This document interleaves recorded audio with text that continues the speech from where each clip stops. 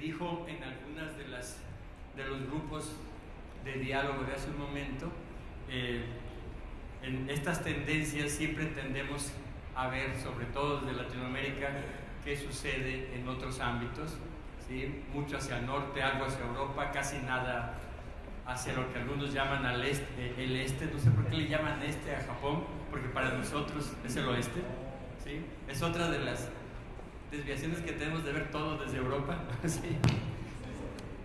¿Sí? Porque a nadie se le ocurriría ir a Japón viajando hacia el este y hacia otras regiones. Bueno, de estos referentes, yo creo que uno de los que siempre tenemos en mente cuando hablamos de gestión universitaria, de procesos de cambio, de transformación, es sin duda el espacio común de educación superior europeo, ¿sí? Y siempre el nombre de Bolonia está presente en todas estas reuniones como uno de los referentes claves. Pues este es precisamente el tema del que nos va a hablar el doctor Francisco Michavila. El doctor es ingeniero en minas por la Universidad Politécnica de Madrid, donde se doctoró en 1974 con premio extraordinario tras realizar estudios avanzados en matemática aplicada en la especialidad de análisis numérico en la Universidad de la Sorbona en París, y la diplomatura en ingeniería nuclear en el Instituto de Estudios Nucleares de la Junta de Energía Nuclear. Actualmente es catedrático de matemática aplicada de la Universidad Politécnica de Madrid, director de la Cátedra UNESCO de Gestión y Política Universitaria y rector honorario de la Universidad Jaume I y director de la Cátedra INCREA. Doctor, muchas gracias por estar con nosotros y dame la palabra. Muchas gracias.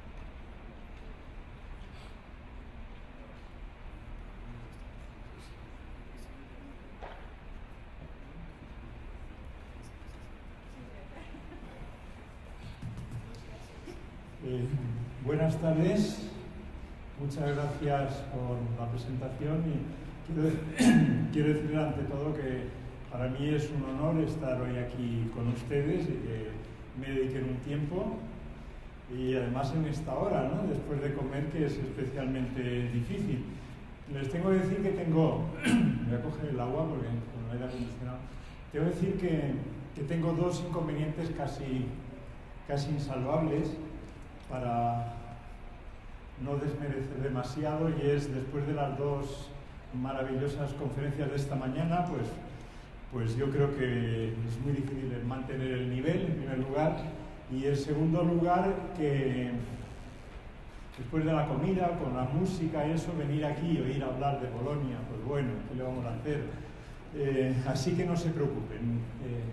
Tampoco me paseo por aquí para ver si alguno se queda dormido, ¿eh? No es esa la intención, y eso me recuerda a un dicho que seguramente algunos habrán oído de García Márquez, que decía que un día hablando las diferencias, que hablando después de comer decía: bien, los que no estén interesados con lo que voy a decir, les ruego que se vayan de la sala, lo único que les pido es que lo hagan despacio para no despertar a los que se han quedado, ¿no?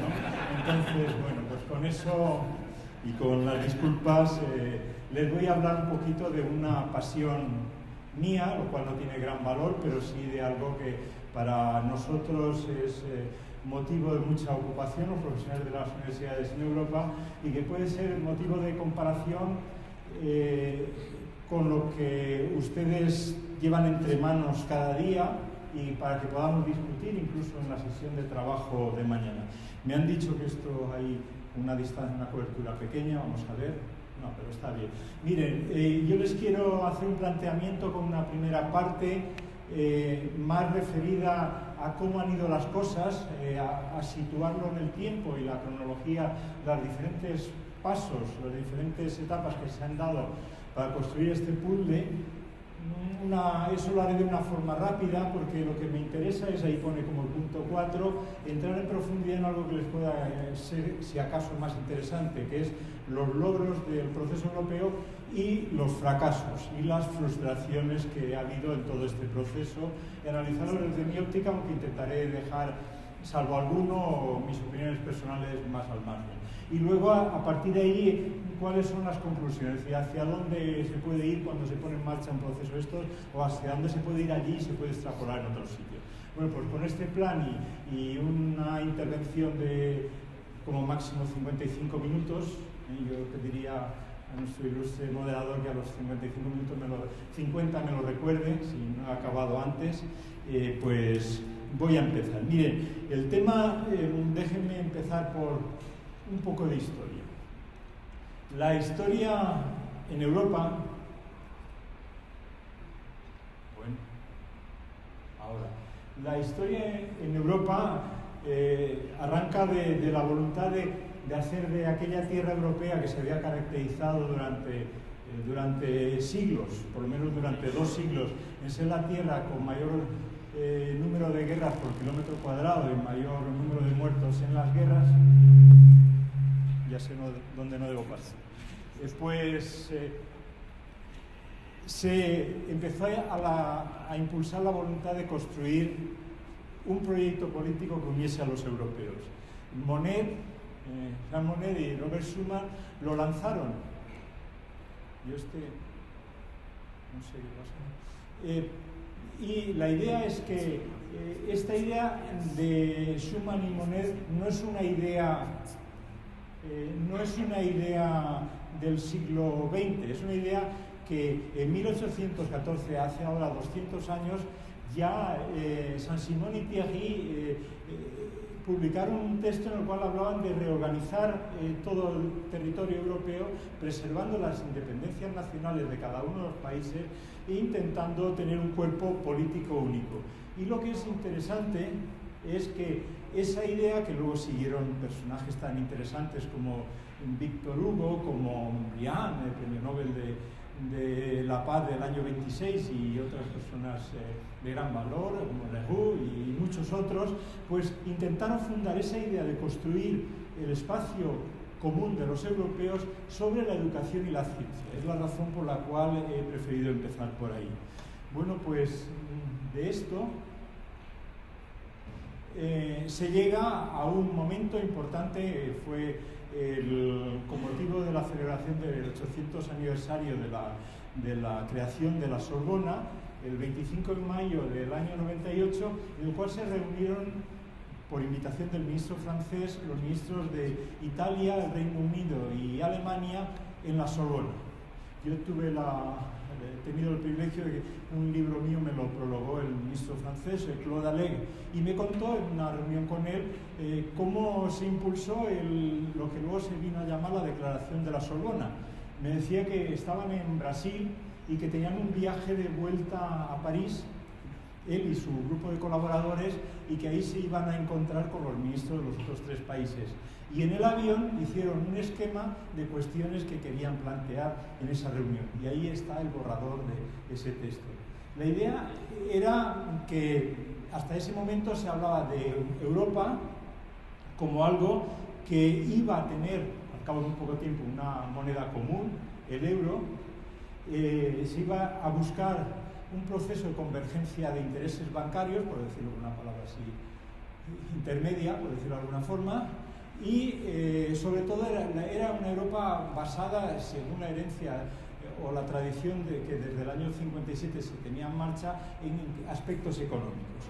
Entonces, en esa declaración se dice que Europa no solo tiene que ser eso, sino tiene que ser también la Europa de los conocimientos, pero que para que eso sea así, las universidades tal como estaban en Europa, no estaba la cosa bien.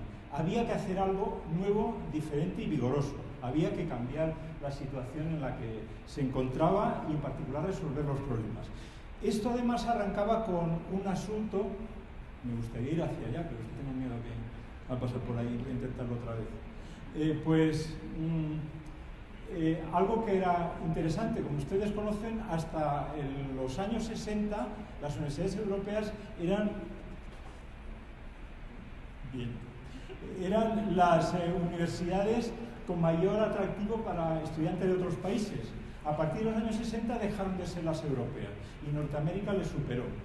Incluso en finales del siglo XX ya la diferencia estaba en 600 y pico mil frente a unos 500.000 al año de uno respecto a otro. Una diferencia sustancial. Y sobre todo con un atractivo muy fuerte de los países asiáticos, Japón, Corea del Sur, China, etc. Bien, esto luego en una declaración posterior, no sé si es que esto no tiene. En el comunicado de Praga se recuerda esta intención. Hacer algo respecto a la educación superior en Europa había tenido precedentes. Yo solo quiero citar uno porque creo que merece que se diga. Cambiar la educación en Europa significaba traer esa universidad alejada, como supongo que a muchos les puede resultar también una idea clara y entendible, traerla más cerca a los ciudadanos, más cerca a los problemas y más cerca, por lo tanto, de la capacidad de creación de riqueza, de competitividad, etc. Y aquí hay que citar como precedente, y por eso lo hago, los trabajos de Jacques Delors. Jacques Delors, que esta mañana, sin citar su nombre de forma implícita, se hablaba de una de las cuestiones. En un libro blanco de la Comisión Europea, precisamente habla de que es necesario reformar la educación en Europa para darle un carácter más práctico. 3 años después de ese libro blanco, publica el famosísimo libro La educación encierra un tesoro, en el cual habla de los 4 pilares de la educación, que no es que sea dirigido a la educación universitaria, pero sí que incluye a la educación universitaria. Es la educación tradicional, aprender a conocer, es decir, la acumulación de conocimientos por la memoria, la aplicación de los conocimientos, las ideas que ya estaban también en otro texto anterior de Delors, aprender a hacer, pero también aprender a vivir juntos y aprender a ser. Los valores ciudadanos que yo luego les voy a exponer en la construcción del proyecto europeo. Bien, entonces en todo este asunto y con estos precedentes llegamos al planteamiento de eso que se decía en la declaración de la Sorbona de la Europa de los conocimientos. La Europa de los conocimientos tiene varias dimensiones. Yo quiero citar aquí 3 porque considero que son las principales. Uno es el impulso político que en el encuentro en Lisboa del año 2000 de la Presidencia de la Unión, en el comunicado final se recoge de una forma muy clara en el aspecto económico. Otro esa construcción del espacio europeo de educación superior que se hablaba, y el otro es el espacio europeo de la investigación. Las 3 son las dimensiones sobre las cuales se pretendía construir la Europa de los conocimientos. Había una razón muy objetiva, más allá de las ideas estas de la pérdida de atractivo de las universidades, estaba también el atraso o la diferencia negativa respecto a la situación norteamericana. Hay un informe de la Asociación Europea de Cámaras de Comercio en el cual habla de un retraso de más de 20 años al respecto. Bien, con todas estas ideas lo que se pretendía en definitiva era darle un gran protagonismo a la universidad en la transformación, es decir, a la transformación de Europa, hacer de la universidad, situarla en el centro del escenario social. En la declaración de Lisboa, lo que se decía en una declaración muy bonita, yo creo que en aquel momento ya era poco creíble, y menos después, si uno echa las cuentas de forma fría, pues puede darle la razón, que decía que por la capacidad del mercado europeo y demás asuntos, podía ser la primera economía del mundo. La realidad sabíamos que en aquel momento no era posible, pero así se dice en la declaración de Lisboa. Pero hay un dato, que por eso lo pongo ahí y que merece la pena destacarse, que dice que para convertirse en la primera economía del mundo, aunque sea una utopía, pero para convertirse en la primera economía del mundo, lo que en Lisboa se dice es que tiene que basarse en el conocimiento, tiene que basarse en las universidades. Este es el valor sustancial. Y que las universidades son la llave del tesoro para ese avance que se pretendía. El segundo de los aspectos se refiere a la declaración de la Sorbona del 98, donde lo que se pretende es favorecer la movilidad de los estudiantes. Se llega a sugerir en el documento que todos pasen al menos un semestre fuera de su universidad. Y además de eso, lo que se pretende es acabar con las fronteras de los estados a la hora de construir la Universidad Europea. Y con todo esto llegamos al 19 de junio del 99, en el cual 29 países europeos suscriben la Declaración de Bolonia. Hay 30 firmas porque Bélgica firmó 2 veces. En clave europea siempre se gasta la broma de, claro, es que son belgas. Pero eran las 2 comunidades, la flamenca y la valona, que cada uno firmaron por su parte. Pero ahí se establecen las 6 líneas principales que voy a analizar en los siguientes minutos. En primer lugar, se pretende en la Declaración de Bolonia adoptar un sistema de títulos que sea comprensible y comparable. También que estos estén estructurados de forma común en todos los países en 2 niveles, cosa que no ocurría antes. Ya llamaríamos luego grado y máster. Establecer un sistema de medición del trabajo del estudiante mediante los créditos, un sistema de créditos. Introducir un sistema de medida de la calidad de los estudios. Claro, si se quieren comparar es necesario garantizar la calidad. Establecer un sistema de comparación. Promover la movilidad, que antes mencionaba, también de los profesores, y promover la dimensión europea de educación superior, a la cual me referiré más posteriormente. Bien, y todo esto, en la Declaración de Bolonia se dice que tiene que estar basado en la independencia de las instituciones. Pero además de ello, también quiero destacar que se apunta en la Declaración de Bolonia con uno de los aspectos fundamentales de ese trabajar juntos en construir un proyecto europeo de universidades, está fundado en favorecer la ciudadanía europea. Como saben ustedes, desde el Tratado Maastricht, incluso desde el Tratado de Niza, estas son cuestiones que estaban ahí y que estaban declaradas pero no desarrolladas apenas. Entonces se pretende que desde la universidad, mediante lo que llaman en ellos los valores europeos, es leer en clave de finales del siglo XX los conceptos de la Ilustración, pues destacar la ciudadanía europea. Bien, tras este primer planteamiento quiero recorrerles un poco el proceso de construcción, con esto acabaría la primera parte de cómo ha ido el puzzle, las diferentes piezas, y luego entraría al análisis. La idea de construir el espacio europeo de educación superior inicialmente surgió como idea de los países, y por eso ahí figura en un sitio como los actores, los ministros de educación de los países firmantes. Pero además de ello, de forma inmediata, como verán ahora en la cronología, se suman a ello las instituciones europeas ocupadas del tema. La EUA, la Asociación de Universidades Europeas, la ESU, la Asociación de Estudiantes Europeos, otra serie de organismos de profesionales, etc. AENCUA, la Organización para la Medición de la Calidad, a ver si por allí voy mejor, y también el Consejo de Europa y la Comisión Europea. Y se establece un grupo que se llama el Bologna Follow-up, creo que se llama, para el seguimiento de todo este proceso. Y se acuerda que cada 2 años los ministros de los países se reunirán para valorar el proceso. En cada una de esas reuniones se establece un comunicado. Voy a destacarles una idea de cada uno de esos comunicados. Al cabo de 2 años del 99 es el 2001. En 2001 en Praga se establecen las primeras indicaciones al respecto. De Praga cabe destacar que recuerda que uno de los objetivos principales es la movilidad, favorecer la movilidad.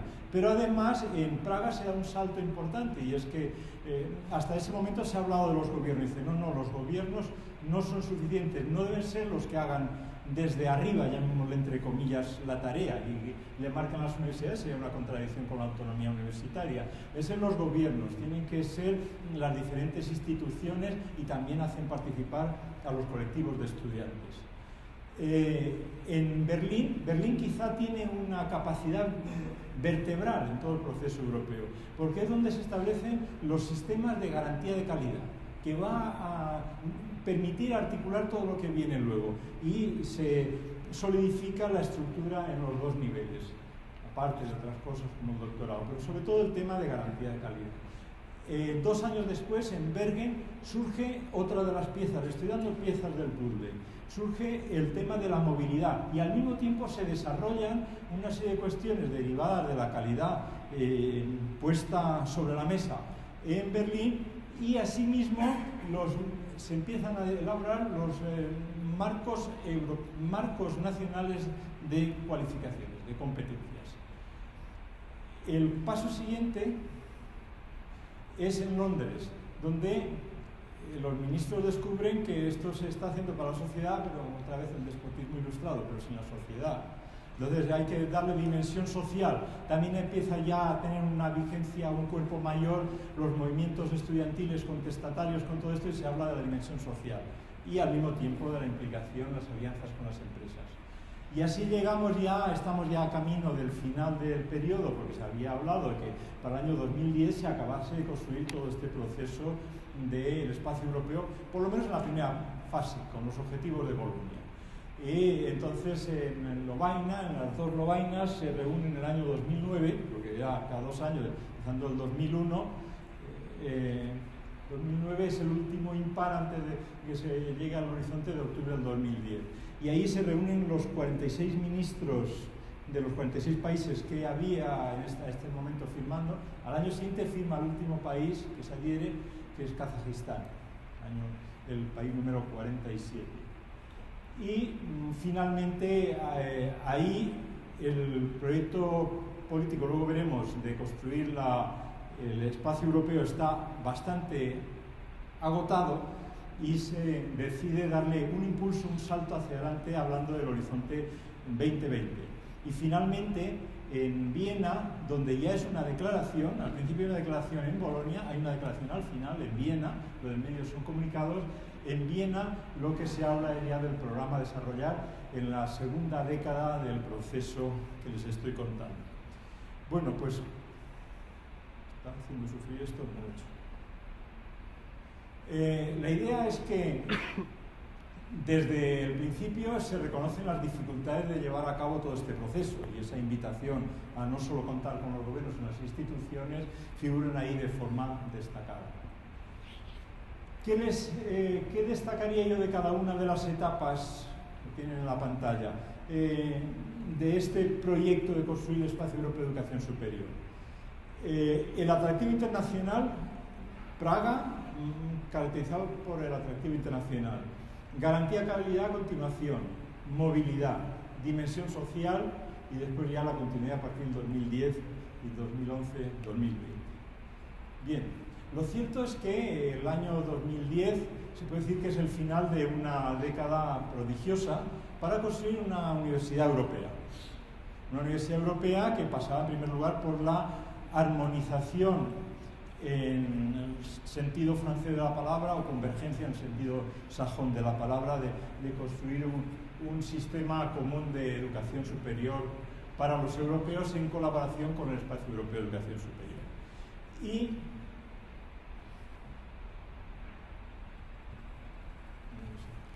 no hay otro, no sabes si yo tengo una ¿qué?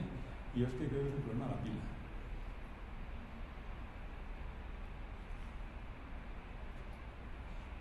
Características de la Europa de los conocimientos. En primer lugar, la empleabilidad. Se incorpora como un valor sustancial a la hora de elaboración de las ofertas de los estudios la empleabilidad. Esto va a generar una convulsión fuerte en Europa porque muchos empiezan a hablar de la mercantilización de la universidad,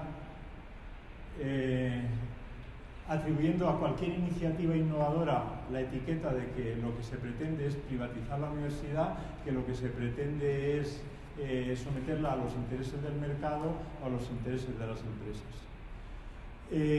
Y por otra parte, el papel de motor de toda la transformación del sistema productivo, uno de los motores en la universidad, junto con la implantación de un sistema de garantía de calidad y la internacionalización. Esas serían las características principales de la Europa de los conocimientos.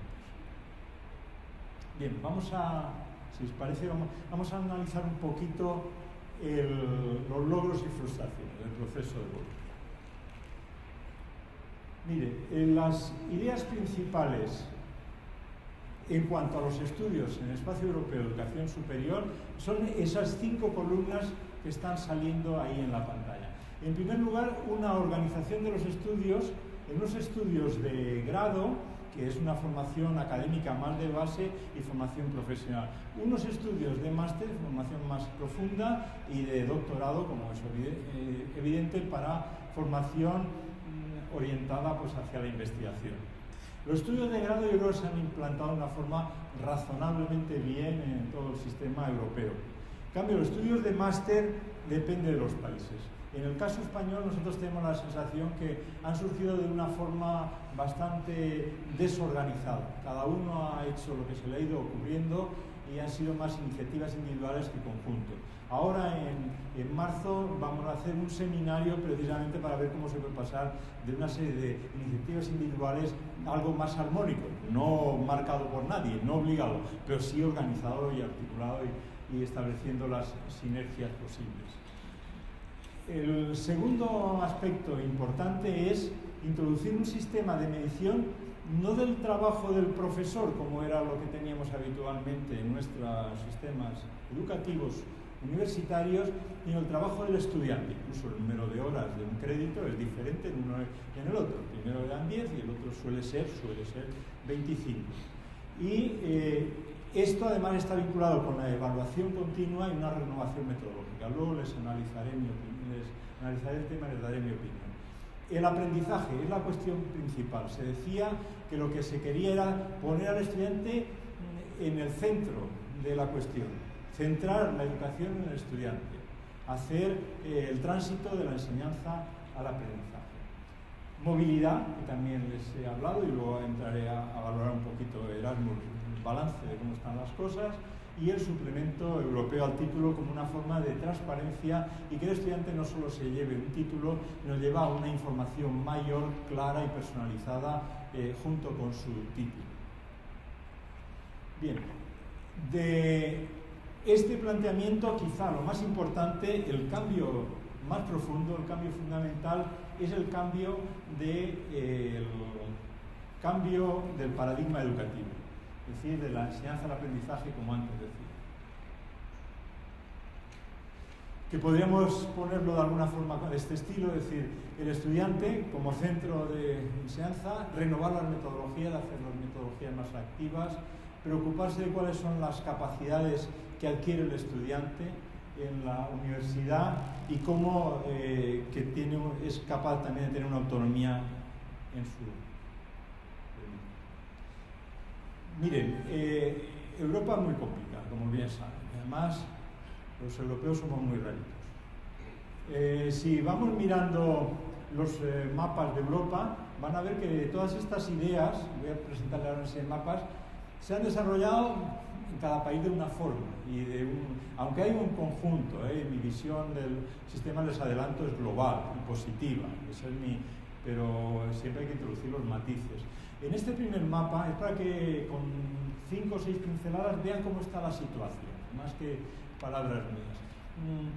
La estructura de grado y posgrado, se decía, puede ser 3 años de grado, apliquemos el factor 60 créditos cada año, y 2 de posgrado o de máster, 4-1, 4-2 y cualquier combinación que se les ocurra. Pues ahí en la pantalla tienen, según los colores, cuáles son las opciones que se han ido siendo más preponderantes. Sí que les voy a decir cuál es la que domina más. Si ven ahí, el color rojo se impone, corresponde a la estructura de 3-2. En España, bueno, déjenme acabar esto y ahora voy a lo de España.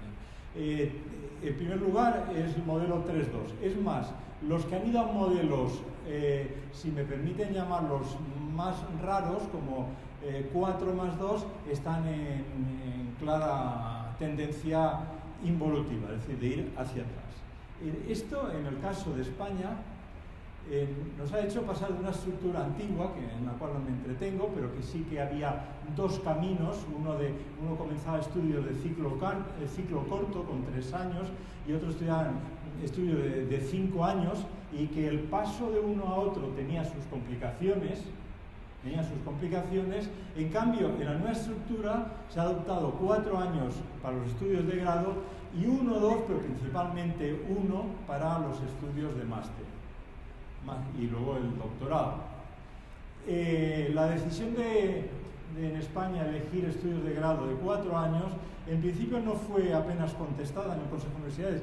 Yo era miembro del Consejo de Universidades y tengo que decirles que tampoco, yo no la veía todo bien, pero tampoco me opuse a ella, me parecía que igual de buena que la otra. Al cabo de, es que esto viene en relación con algo que le voy a contar luego, al cabo de pocos días un experto en temas educativos universitarios europeos muy destacado, Kio, me envió un correo electrónico, me dijo, ¿te das cuenta del grave error que ha cometido el gobierno español con esta decisión de grados de 4 años?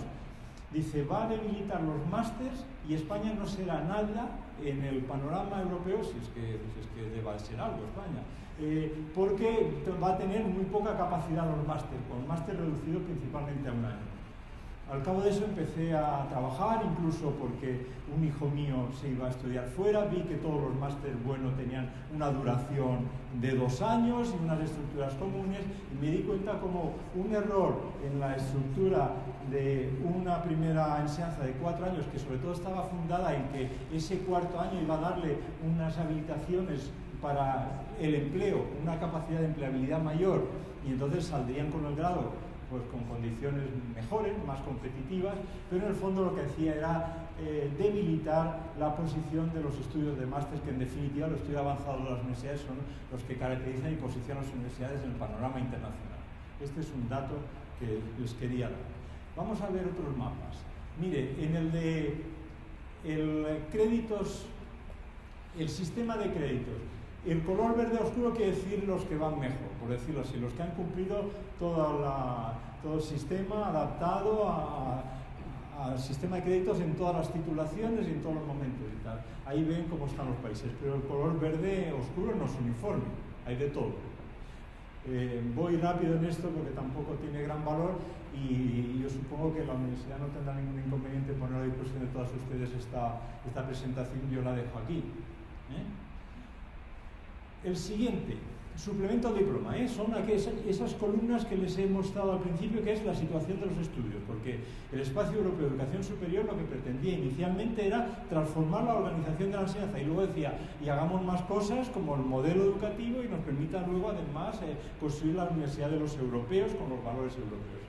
Aquí también el color verde oscuro es el color que dice los que están más avanzados. Fíjense que casi siempre los países nórdicos son verde oscuro. En cambio, los de abajo, pues, cuando uno es de verde oscuro, el vecino no. Bien, el tema de garantía de calidad. Ahí lo tiene, aunque esto habría que matizar más porque depende de las agencias de calidad, y esto no tengo tiempo, por esto es una presentación larga, dedicada, de tipo técnico, dedicada a ello. Pero hay un predominio del color verde oscuro y de colores verdes en general. Bien. Pero además de todas estas cosas, una transformación del sistema universitario, dice un amigo mío, y tiene mucha razón, que ha sido rector de la Universidad de Alcalá, que para que un cambio sea durable en cualquier sistema universitario y en cualquier tiempo, necesita recursos específicos destinados al cambio y unas estructuras de apoyo que permitan que este cambio se consolide.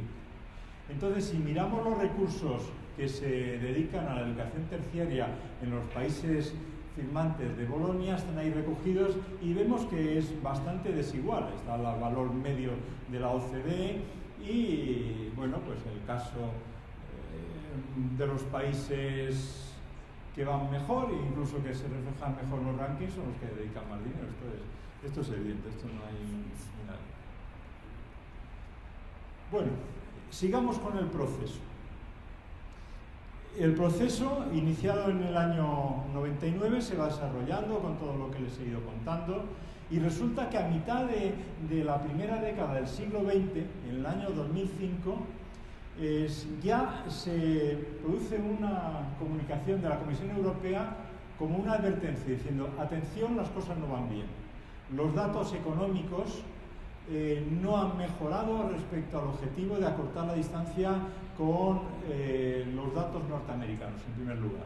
Y en segundo lugar, es necesario aumentar el capital humano formado en estudios universitarios, incrementar la tasa de universitarios que realizan estudios superiores, la tasa de jóvenes que realizan estudios superiores.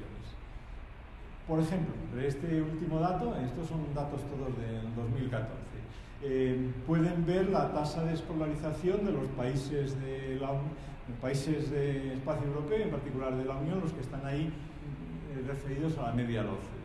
Por lo tanto, a mitad del proceso, 2005 aún no hay una crisis económica que golpea a Europa y que dice que los recursos disponibles para hacer la transformación son menos de los que serían necesarios, y hay una advertencia de que las cosas no van del todo bien.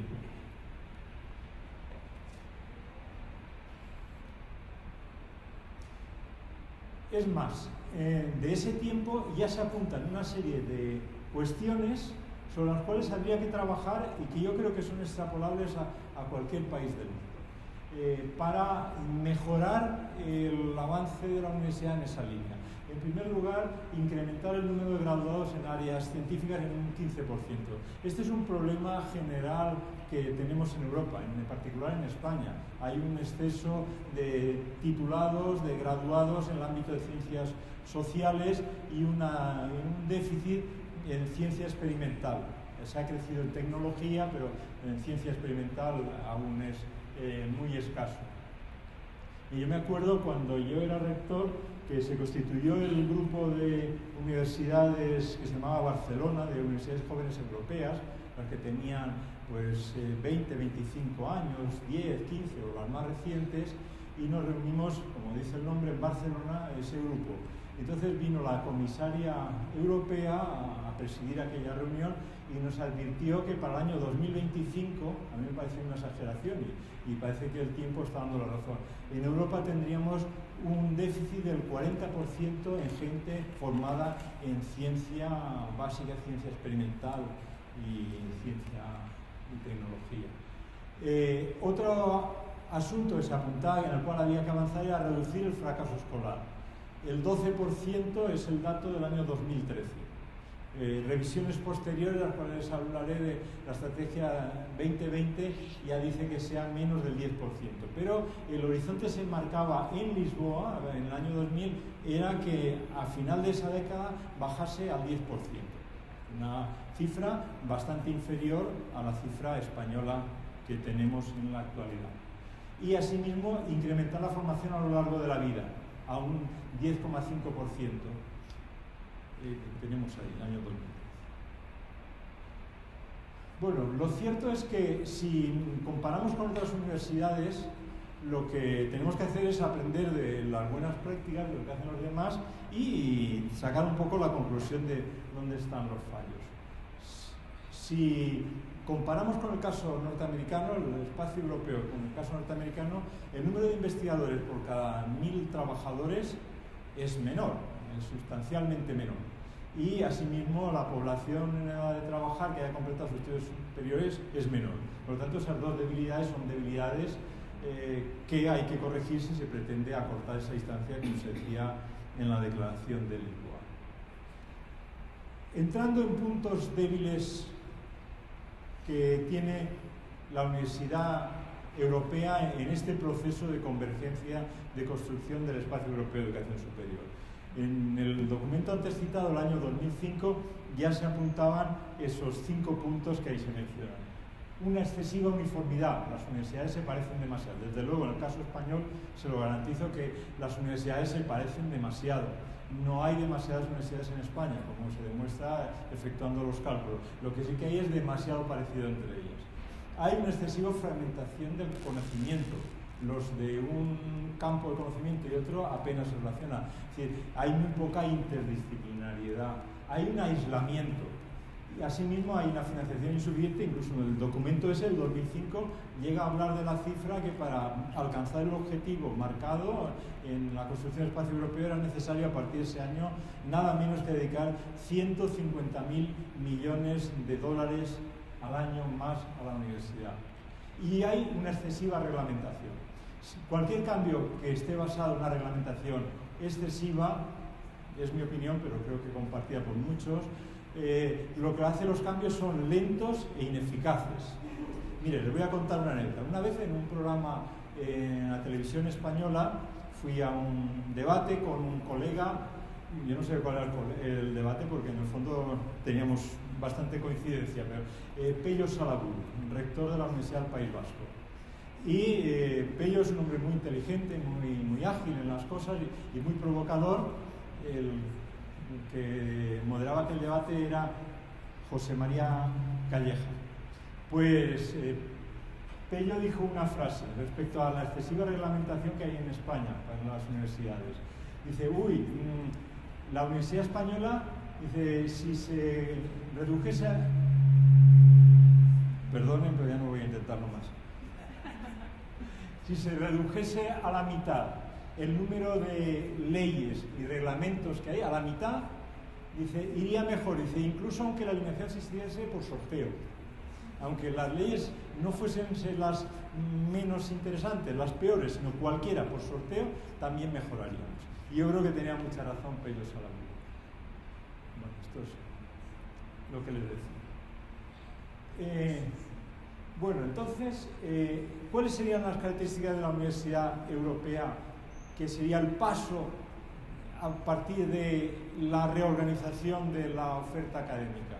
El paso siguiente, la formación de profesionales, es decir, incorporar la capacidad para el empleo, es decir, que los jóvenes también sepan cómo aplicar sus conocimientos, pero también la formación de ciudadanos y los valores europeos, como yo les decía. Y la cuestión es para qué queremos una universidad así en Europa. Hay un pensador búlgaro que bastantes conocerán, que vive en París, que se llama Todorov, que en un libro suyo que se llamaba El nuevo desorden mundial hablaba de esto, que a los europeos les gusta la diversidad, aunque eso haga que todo vaya mucho más despacio. Aunque los avances sean mucho más lentos, lo importante es que haya diversidad. Y yo creo que tiene razón en su forma de ver las cosas. Y asimismo hay una paradoja, todos se quejan de que tenemos demasiadas normativas, pero a todo el mundo le gusta tener muchas normativas. Bueno, yo creo que solo hay algo en España peor que los gobiernos a la hora de hacer normativas y legislaciones, que somos los propios universitarios haciendo los reglamentos de las universidades. Suelen tener muchos más artículos y muchos más apartados que los de las legislaciones. Bueno, por lo tanto, se pueden sacar varios defectos, así a pincelada gruesa, a brocha gruesa, como se diga, que en un documento de la Asociación Europea de Universidades destacaba entre otros estas tres cuestiones importantes para oponerse a los cambios en la universidad en Europa. Uno es la inexistencia de la autonomía institucional para tomar decisiones, la falta de recursos y la falta de liderazgo. Algunos llegan en España a decir que en qué ha quedado la modernización prometida. Porque dice, tenemos menos recursos, tenemos menos espíritu de competitividad. Y yo creo que si lo planteamos así, desde luego yo lo comparto. Ahora, si hay que hacer balance, mi balance es positivo. Este hijo mío que les hablaba a ustedes vive en Holanda. Y Holanda tiene los Países Bajos, para decirlo bien, tiene un sistema universitario que yo creo que es el mejor que tenemos en Europa. Porque un sistema universitario, utilizando los rankings, se puede medir, las universidades de los países, utilizando Shanghái o tal, lo puedes medir de dos formas. Una es situando una o dos universidades en las mejores posiciones posibles. Por ejemplo, el gobierno francés actual toma la decisión de invertir en los polos de excelencia para situar un número mayor de universidades entre las 100 primeras. Otra opción diferente es que el mayor porcentaje posible de universidades de un país estén situadas, por ejemplo, entre las 200 primeras. En el caso de los Países Bajos, de las 12 universidades públicas que hay, 11 están situadas delante de la primera española.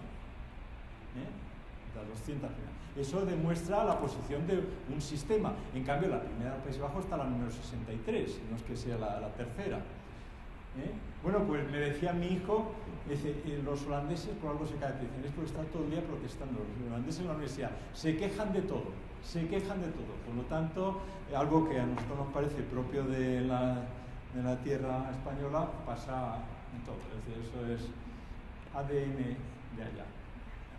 Bueno, bien, llegados aquí, con este intento que he hecho, y disculpen, pero como me tengo que estar aproximando, porque si no esto no va, me obliga a estar demasiado cerca de la pantalla. Llegados aquí, sí que quiero decirles, bueno, del día después de Bolonia, quiere decir, a partir de cuando se ha cumplido la reforma de la estructura organizativa de los estudios, ¿cuáles son los pasos siguientes? ¿Cuál es el día después de Bolonia? Porque Bolonia era octubre del 2010, el objetivo. ¿Cuál es el día después? Pues el día después es, desde luego, la ordenación de los estudios ha sido un gran paso, positivo, pero no es el único, porque a todos los cambios de la sociedad en la que vivimos, y que tampoco me toca a mí ahora insistir en lo que ha cambiado nuestras vidas y la de todos nuestros conciudadanos, pues eso obliga a organizar la forma de aprendizaje de una manera distinta. Lo que se podía llamar todo como transformación de la educación tradicional a la educación activa en la universidad, pues de trabajo en equipo, asunción de responsabilidades, todas estas cuestiones, y además el uso de las tecnologías que permitan construir. Esto nos podría llevar a dos aspectos, solo como dos pinceladas principales en esa nueva forma de orientar los estudios.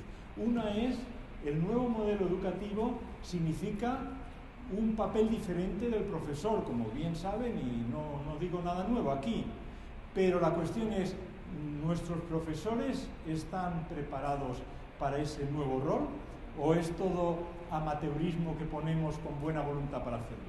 Yo tengo la impresión que en España la innovación educativa es algo que se ha hecho bastante últimamente, pero ha salido desde abajo, de los profesores organizando proyectos de innovación educativa, queriendo cambiar, y muchas veces apenas sin estímulos.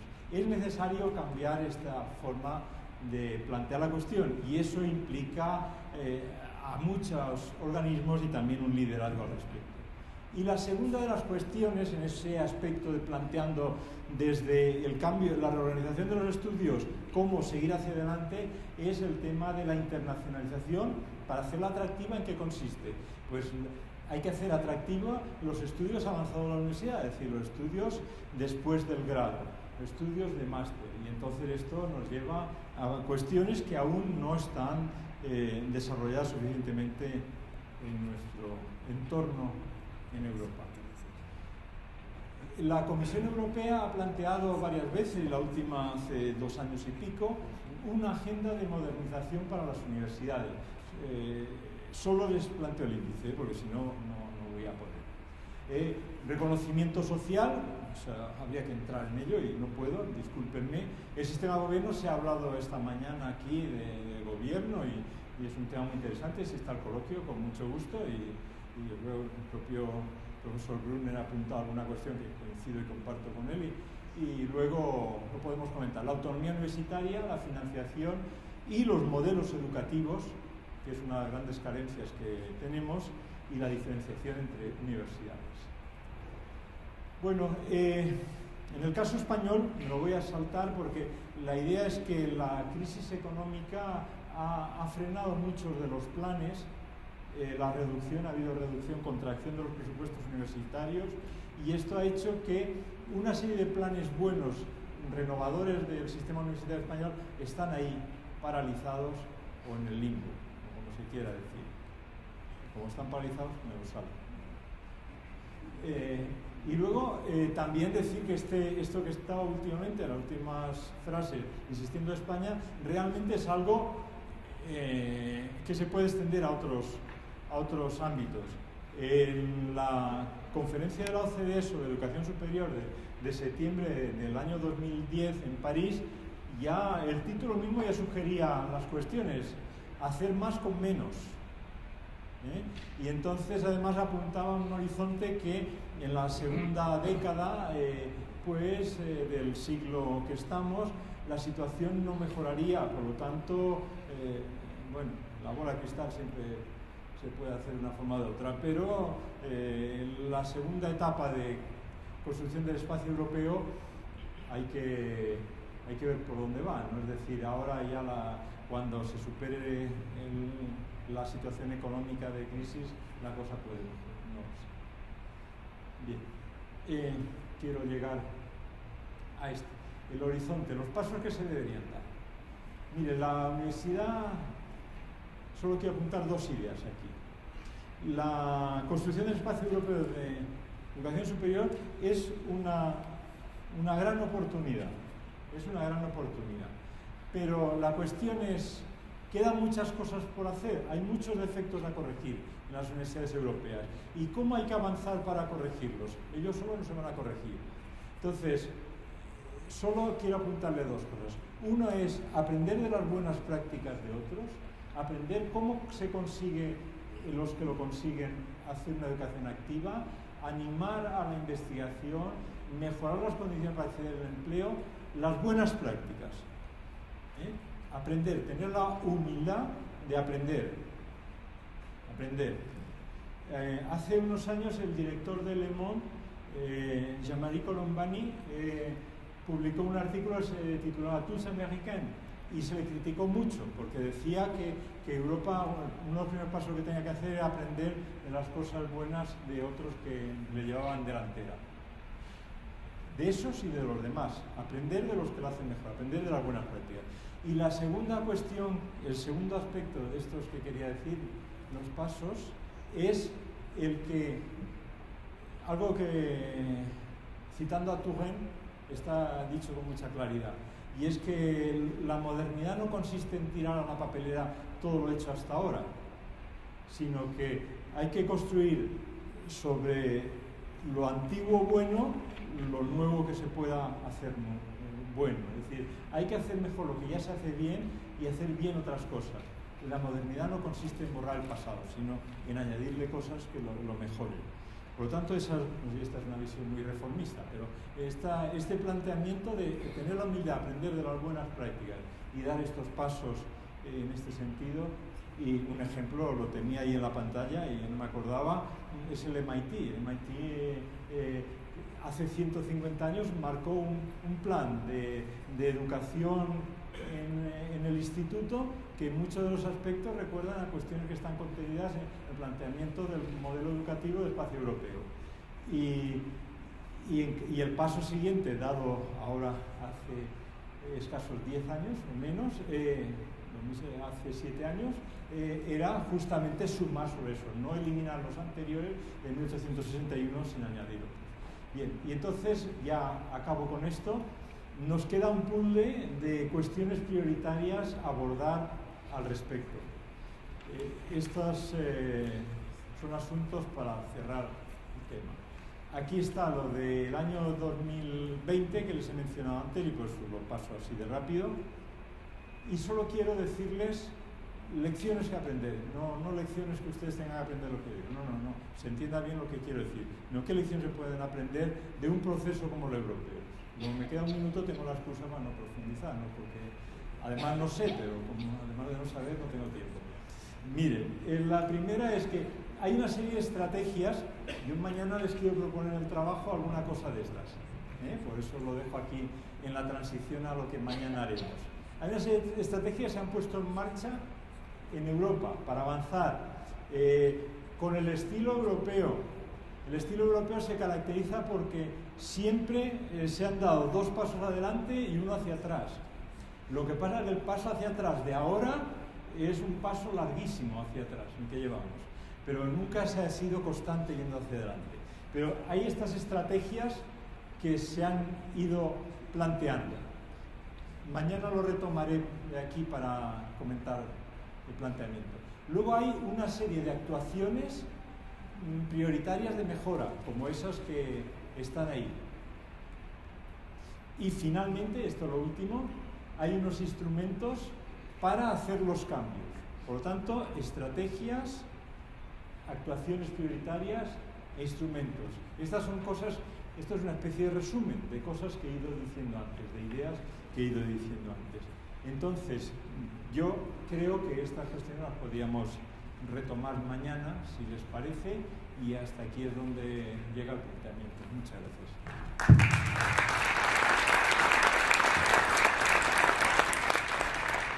Muchas gracias, doctor.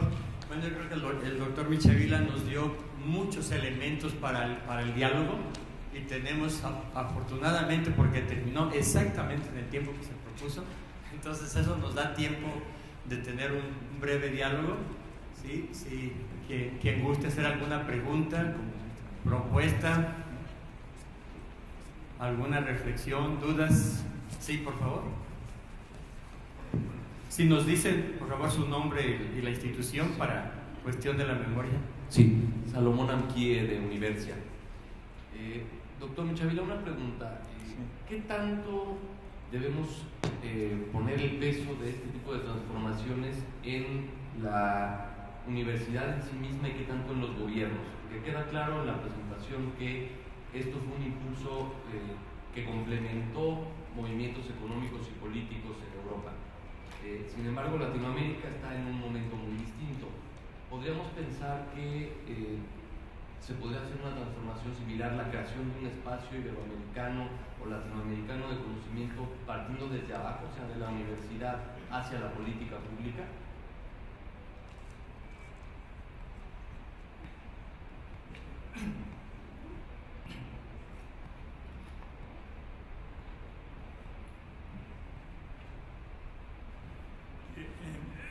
En la sala hay personas que saben mucho más que yo de este tema. ¿Vale? Podemos pasar la palabra a alguno de ellos, pero que me pregunta usted ni le voy a contestar. Yo el caso latinoamericano he leído algunos textos, bastantes textos, le profeso una gran simpatía y puedo atreverme a dar alguna opinión en lo que ocurre, que tengo un riesgo grande a hacer.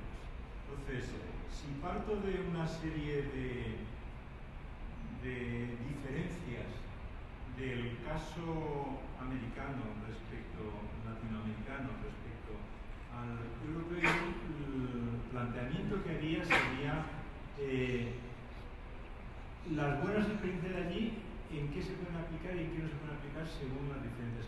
Por ejemplo, se planteaba esta mañana, el profesor Brunner, la parte privada de la matrícula universitaria o gasto privado de la universidad. Yo lo he puesto, era la que venía a continuación, no sé si aún se puede poner la pantalla.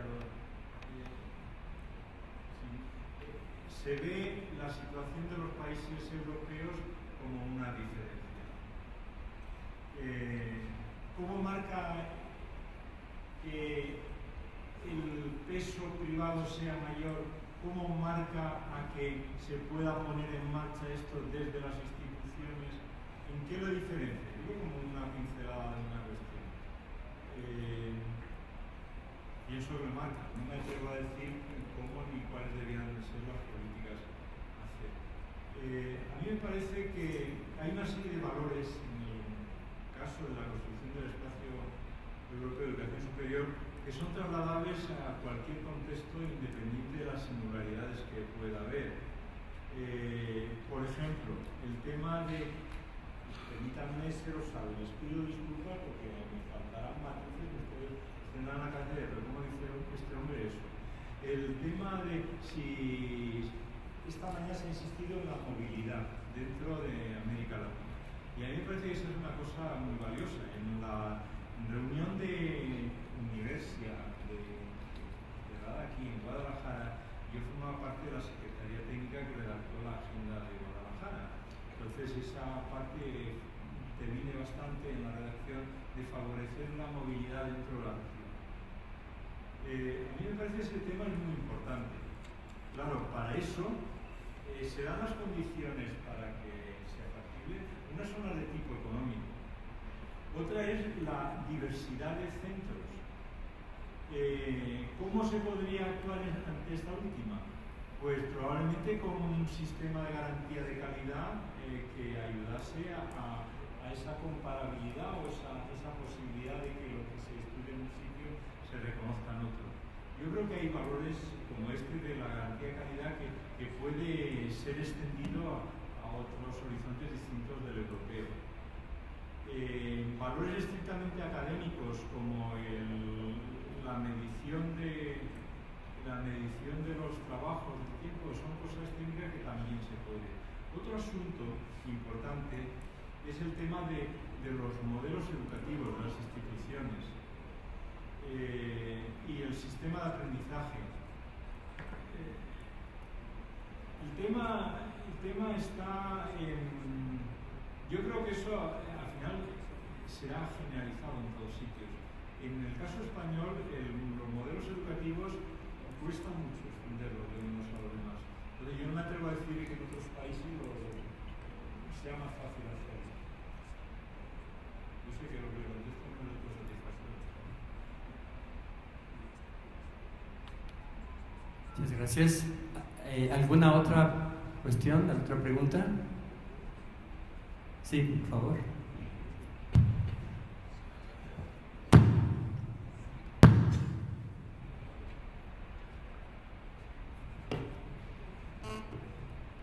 Muchas gracias por el obsequio de su conferencia.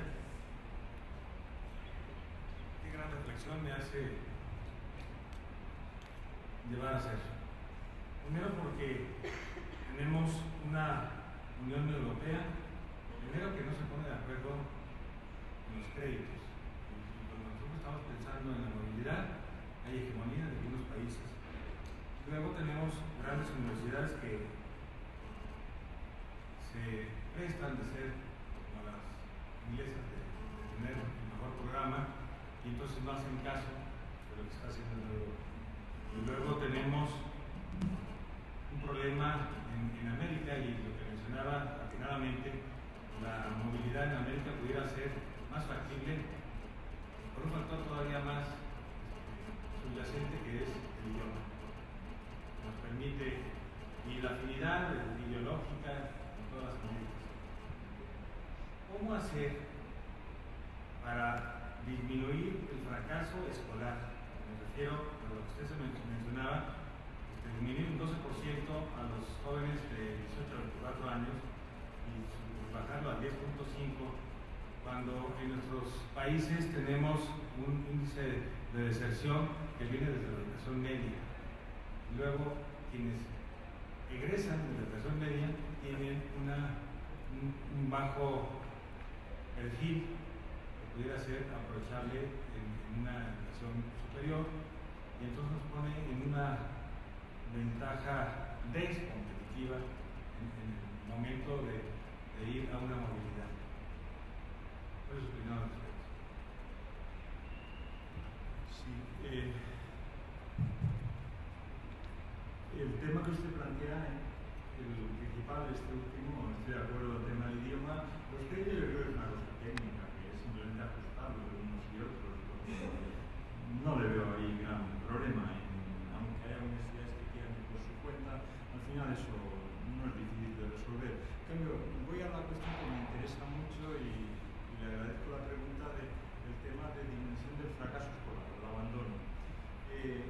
Ese tema, digo, me interesa mucho además porque en el caso español la cifra de abandono es más del doble de la media de la Unión Europea.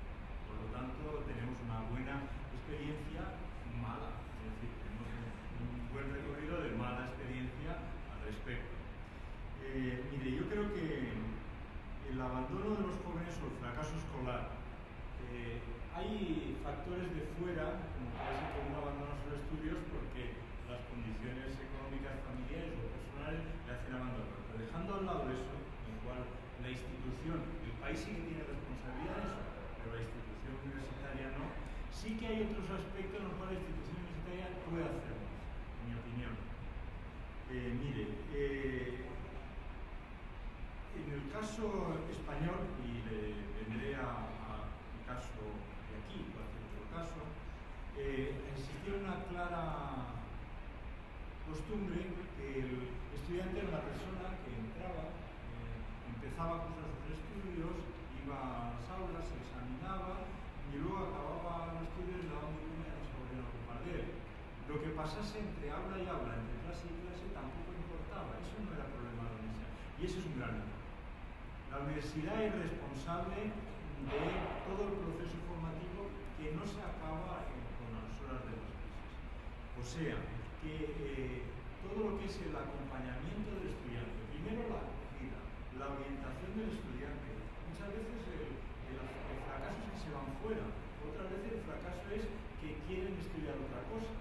Bueno, pues la orientación de los estudiantes, el cómo orientarles también a aprovechar de la mejor forma las oportunidades que tienen dentro de la vida universitaria en el campus, etc. Eso la institución puede hacer mucho. Y luego está otro asunto que debiéramos de cuidar mucho. Cuando digo debiéramos, hablo del caso español, pero probablemente se podrá extender a bastantes países de este también, que es el tema de las tutorías de los centros. En España, durante mucho tiempo, se tenían tutorías como aquel que resuelve dudas de las disciplinas, es decir, preguntas de las asignaturas. No, eso es una tutoría académica que es importante, pero eso no es lo esencial. La esencial es la que le aconseja, la que le sabe llevar. Este es un esfuerzo de las instituciones que hay que tomarlo muy en serio. Yo creo que ahí habría que las instituciones y los gobiernos, depende también del perfil de la institución que corresponda, debería desarrollar programas que no son caros para reducir ese abandono escolar de una forma importante. Luego, eso dentro de la institución. Fuera, desde los gobiernos, aquí discúlpenme el atrevimiento de ir a, no sé las competencias de los gobiernos si van a ir o no, si hablase delante de políticos españoles sí que se lo diría con firmeza. Se pueden desarrollar determinados programas que permitan la salida temprana de los estudiantes de sus estudios, pero el estudiante lo que no es posible es que esté 3 años en la universidad y al cabo de 3 años salga, como decimos en España, con las manos en los bolsillos, sin más. Hay que darles salidas, no digo sentido peyorativo, vías de escape, sino que se puedan salir, no que ha llegado hasta aquí y el resto o no le interesa, o sean otras circunstancias de su vida, que cumplido un número de créditos, o con unas condiciones mínimas de créditos, puedan tener unos diplomas de tipo generalista distintos de los otros, pero también diplomas oficiales universitarios. Entonces, aquí creo que es un programa conjunto de los gobiernos en cuestiones de estilo, incluso en la asignación de un programa de apoyo institucional a las tutorías y acciones propias de los campos.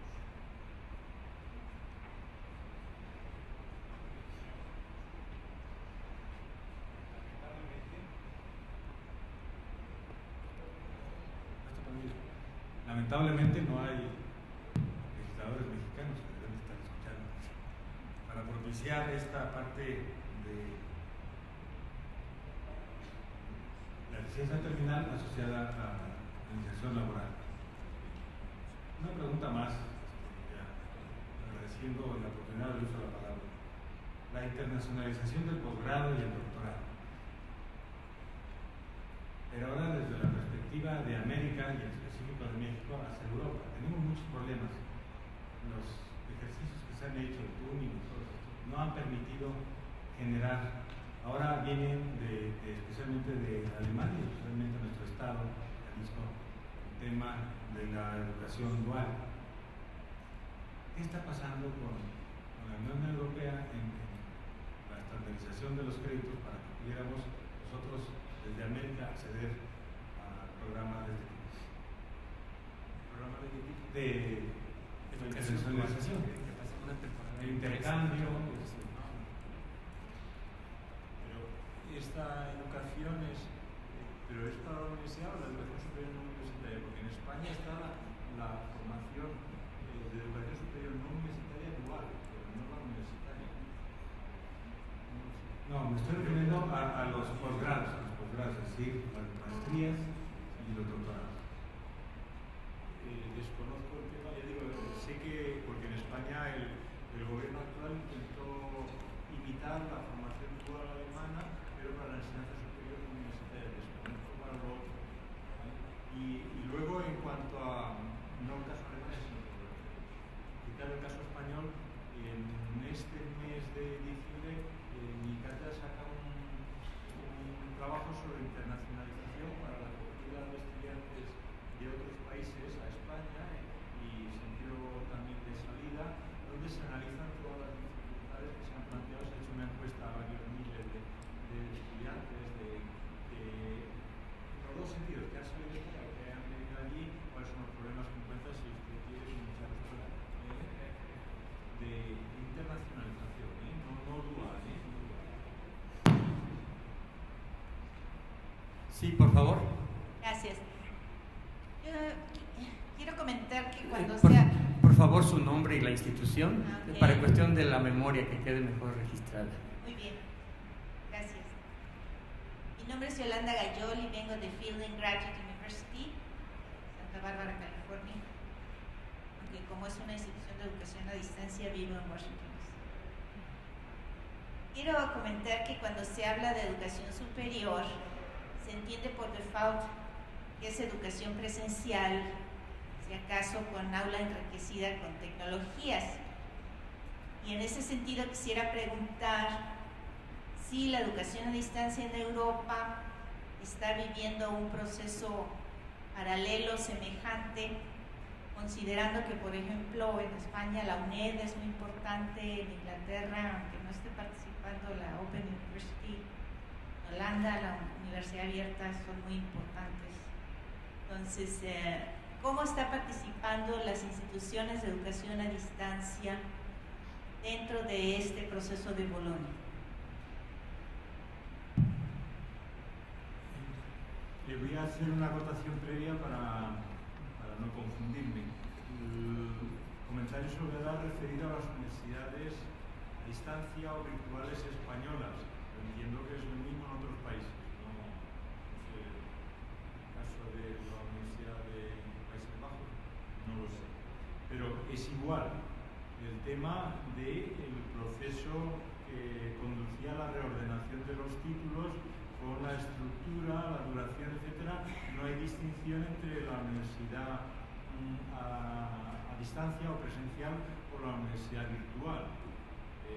No hay ninguna distancia. Es más, en España la evolución no es en España, en otros países europeos, pero volviendo a lo que me resulta más próximo, hay muchas titulaciones donde una parte es presencial y otra parte es virtual. Eso no afecta a los planteamientos que he dicho. Más allá de la cuestión del aprendizaje, que claro, la componente virtual es diferente.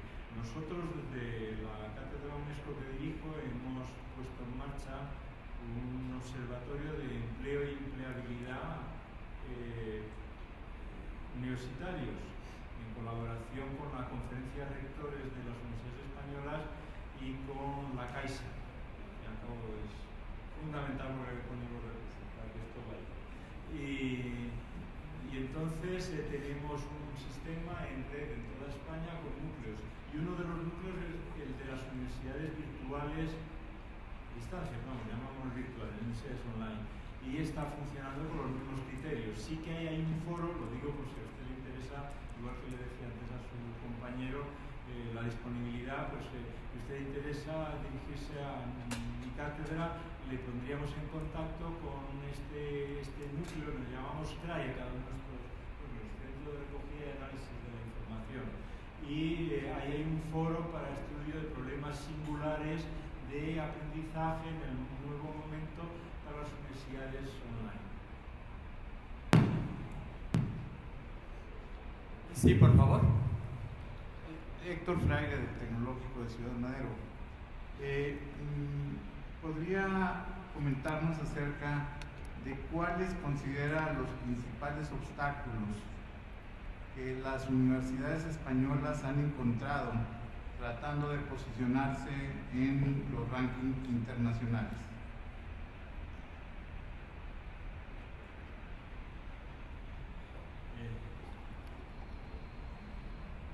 Bueno, le voy a contestar, pero déjeme hacer un comentario previo. Este tema ha sido motivo de permanente disputa política entre el Ministerio y la Conferencia de Rectores en este momento en España. Desde el Ministerio se dice: el sistema universitario español va mal porque no hay ninguna de las universidades entre las 100 primeras. Y le achacan desde el Ministerio la responsabilidad a las universidades, entendiendo el Ministerio como núcleo que articula a su vez a través de la asignación de los fondos para la elaboración de los presupuestos de las comunidades autónomas, y de ahí se deriva la partida presupuestaria en cada uno de ellos asignado a las universidades correspondientes. Entonces parece como si desde el gobierno el fallo es de las universidades. Dicho este comentario, las universidades, dificultades que se encuentran. Bueno, una primera de las universidades españolas que se debiera recoger, luego le diré en concreto los 2 o 3 puntos clave, ya más en clave académico / político. Pero uno de los primeros es que los españoles debemos tener la humildad suficiente para reconocer de dónde veníamos. No donde veníamos en clave política, pero solo deberán reconocer los que consideran aquello, y algunos estaban muy en las antípodas. El tema es, no éramos nadie en las universidades internacionales.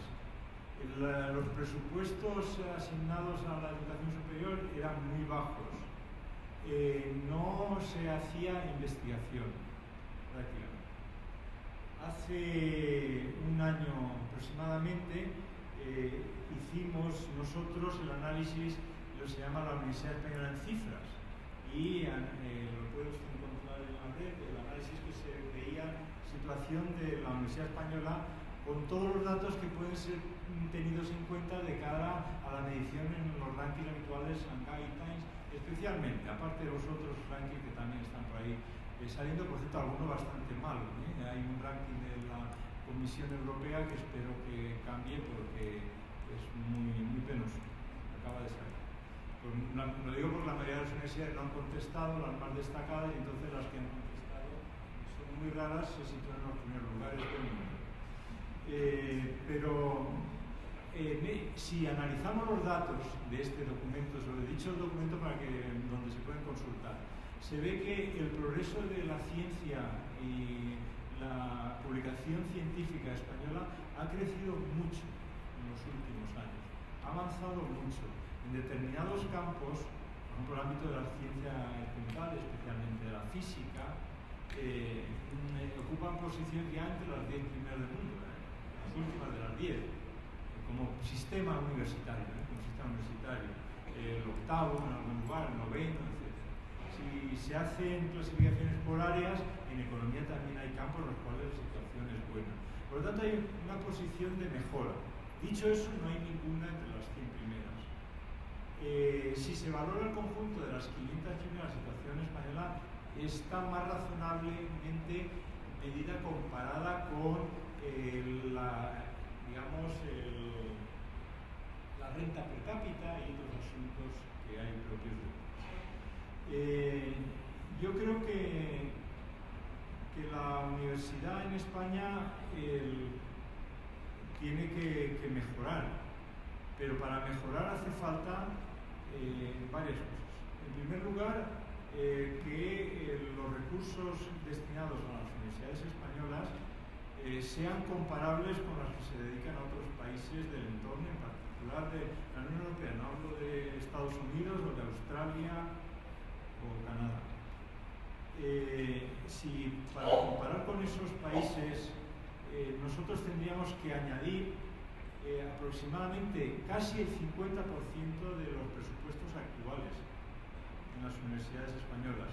Y en cambio, al mismo tiempo que se han hecho declaraciones diciendo de los poderes políticos que las universidades españolas no están en lugares significados, se ha producido un recorte en estos últimos años de los presupuestos universitarios entre el 12 y el 14%, en los últimos 3-4 años, descontado este último.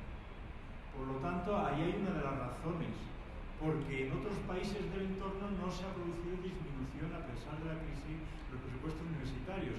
En Francia, a pesar de la grave situación de malestar social frente a la crisis, presupuestos universitarios no han disminuido, han crecido. En Alemania también, en Países Bajos también. Por lo tanto, no reducir los presupuestos. En segundo lugar, es el tema de España necesita el sistema universitario una política de profesorado mucho más ágil y más potente que la que está haciendo ahora, en particular para la contratación de profesorado. Hay un sistema muy local y hay que abrirlo al mundo.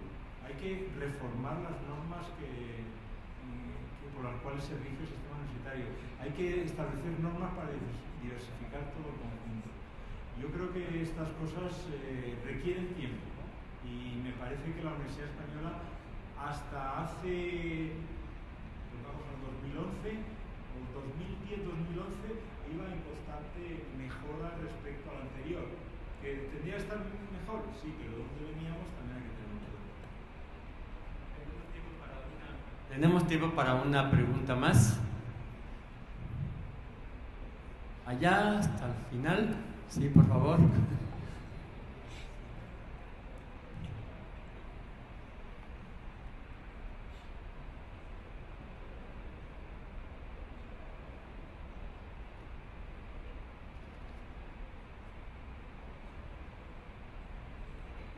Sí, estamos esperando la pregunta, ¿o ya se arrepintió? Ah, es que el micrófono no funcionaba, ahora sí. Buenas tardes. Mi pregunta va en lo siguiente. Su nombre y la institución de donde. Soy Socorro Pérez de Universidad de Guadalajara. Cuando usted expuso los puntos o los elementos importantes para iniciar la movilidad, usted habló de un modelo educativo, habló del perfil de estudiantes y habló de ciertos rangos cuando muestra el mapa de Europa de los cursos que se tomaban en diferentes países, en las diferentes universidades.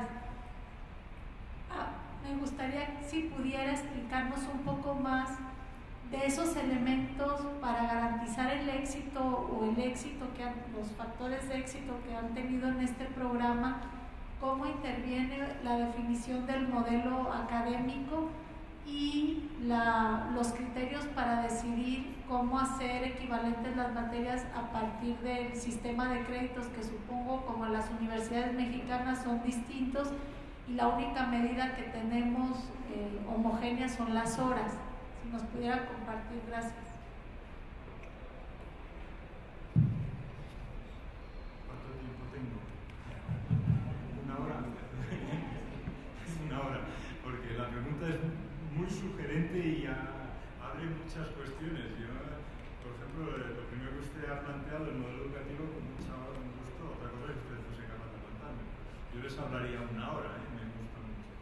Déjeme empezar por esto último, porque esto también se ha vivido en España. Déjenme darle mi opinión atrevida. Cuando se envía en el programa Erasmus un estudiante a otro sitio a cursar un año en lugar del año que estudia en su universidad, va a ir un año fuera y luego vuelve y ese, si es el equivalente al penúltimo año, pues ya entra en el último directamente. Una obsesión, a veces enfermiza, no marcada por ninguna norma, es que en cada institución hay una oficina donde una persona coge y busca en la universidad donde va a ir las asignaturas que más se parezcan, los cursos que más se parezcan a los que va a dejar de hacer allí y suma las horas y a ver si le cuadra. Mire, a mí me parece, digo que voy a ser atrevido, me parece que eso es un error tremendo y en España lo defiendo, que es un error tremendo. Porque si va a otro sitio, ¿para qué va a ir? Si va a hacer lo mismo que aquí, que haga cosas diferentes, que vaya a hacer lo que mejor se hace allí, que es la mejor forma de aumentar su capacidad, aparte del gran valor que tiene ir a otro país, otra cultura y con otros ciudadanos y ser jóvenes junto con otros jóvenes. Pero eso de ir sumando las horas para ver si cuadran, yo creo que hay que desterrarlo. Si se va, son 60 créditos en la medida europea que hablamos. No sé si aquí lo miden ustedes con igual cantidad. Igual, 60 créditos. Pues 60 créditos hacer es mirar que esos créditos sean serios, pero no que sean iguales. Cuanto más distinto mejor. Ahora dentro del campo en el que uno va, claro, si uno va a estudiar medicina y allí coge filología inglesa, pues no es lo mismo, pero que sean diferentes. Uno va a estudiar energía, de aquí en un sitio estudia energías fósiles, por otro energía alternativa, o eficiencia energética, o economía de energía, cuestiones diferentes en ese sentido. Por lo tanto, yo creo que imaginación, porque a veces ahí domina el espíritu que yo acusaba, y yo también tengo mucha culpa en esto, en mi devenir normal, pero de intentar todo ponerlo en rutinas, en reglamentos. No, eso es diferente. Otra cuestión, el perfil de los estudiantes. No me resisto a contarles una anécdota. Mire, en España los cambios, todos estos cambios, se están haciendo sin que los estudiantes prácticamente opinen. Y hay estudiantes que sería mejor que cuanto más lejos estuviesen mejor. Y hay muchos estudiantes de muy buena fe. Lo que pasa es que la demagogia a veces conduce a estos estudiantes de muy buena fe pedirles que opinen sobre el valor de estudios avanzados, de tercer ciclo. Eso no. Siempre hay que implicarles en la vida de la universidad, hay que implicarles en la calidad de los estudios, hay que implicarles en las metodologías educativas, hay que implicarles en el sistema de evaluación, pero no en lo que no saben. Porque si no, lo que ocurre es que los estudiantes al final acaban siendo pasivos. Y ese es el problema. Los estudiantes tienen que ser estudiantes activos. Le voy a decir una cosa, los estudiantes, en mi experiencia que tengo en España, es que son igual de buenos los nuestros, los míos, ahora voy a contar una anécdota muy concreta, que los mejores de otros sitios. El primer doble diploma, antes de esta historia de Erasmus, por cierto, el primer programa Erasmus, el listado de estudiantes que había en toda Europa, era una hoja por las dos caras, y ahí venían listados todos los estudiantes de Erasmus en Europa. Yo tengo el orgullo que dos de esos estudiantes eran de mi escuela. Yo era en aquel momento director de la escuela de Minas. Bueno, pues eso era Erasmus, pero lo que voy a contar no es de Erasmus. Era el primer doble diploma que se hizo en Europa entre dos países, fue entre España y Francia, entre la Ingeniería de Minas de Madrid y la Ingeniería de Minas de París. La Escuela de Minas de París es una escuela de un grandísimo prestigio y muy de élite. Bueno, pues los estudiantes que intercambiamos para eso, se nos ocurrió una cosa tan sencilla como medir cuál era el rango de notas suyas que tenía en España antes de ir y cuál era el rango de notas que tenía en otro sitio. La misma, parece que era, no sé, entre el 15% mejor nota y el 25%, etc. La misma, por lo tanto, la materia gris era válida a tope. Es decir, a lo mejor el fallo que podía haber en el sistema no era de ellos, sino a lo mejor nuestro. Y el último comentario y termino. Ese que decía que necesitaba una hora, pero no va a ser una hora, sino un minuto. Creo que una de las cuestiones fundamentales de calidad de la educación en las universidades es que dispongan de un modelo educativo. Un modelo educativo que a la hora de entrar un estudiante por la puerta de la universidad, la puerta de la universidad se llama la página web, vea lo que se le ofrece. Si usted viene a estudiar aquí, esto es lo que va a estudiar. Y para esto le ayudaremos a orientarle al principio. La acogida, el primer día de la universidad, le acompañaremos en cuanto a lo que necesite, le orientaremos en la vida, le buscaremos la residencia si hace falta, todo lo que sea. Este modelo educativo, que no solo es los programas, los estudios, el intercambio, todo esto, por supuesto, la parte académica y otros, en lo que quería insistir eran otras, ese es el contrato que tendría que haber entre el estudiante y la institución. Y eso es lo que prestigia a las buenas instituciones. Ustedes cogen buenas instituciones en Estados Unidos, verán que casi todas tienen un modelo educativo como forma de entrada en la universidad. Muchísimas gracias, doctor. Creo que fue muy ilustradora y muy significativa su conversación y el diálogo consecuente. Bueno, pues un aplauso.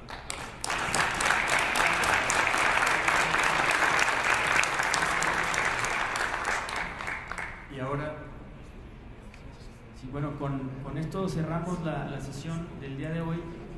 Solo resta agradecerles a los ponentes, al doctor Salmi Brunner, al doctor Francisco Michavila, ¿sí? Mariano, los moderadores. Y bueno, creo que fue una muy intensa y estimulante sesión. Agradecer también a todos los rectores, rectoras y representantes, especialistas que nos acompañaron. Y recordarles, bueno, que mañana iniciamos la sesión a las 9 de la mañana, ¿sí? con la conferencia del doctor Abdul Razak.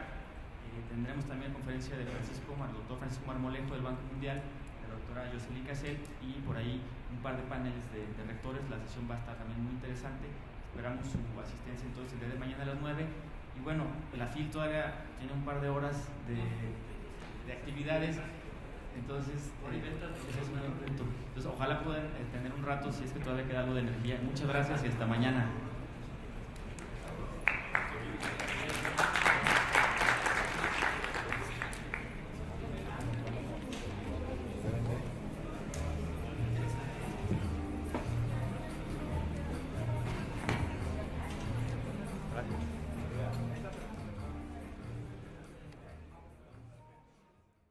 Las universidades europeas eran las universidades con mayor atractivo para estudiantes de otros países. A partir de los años 60 dejaron de ser las europeas y Norteamérica les superó.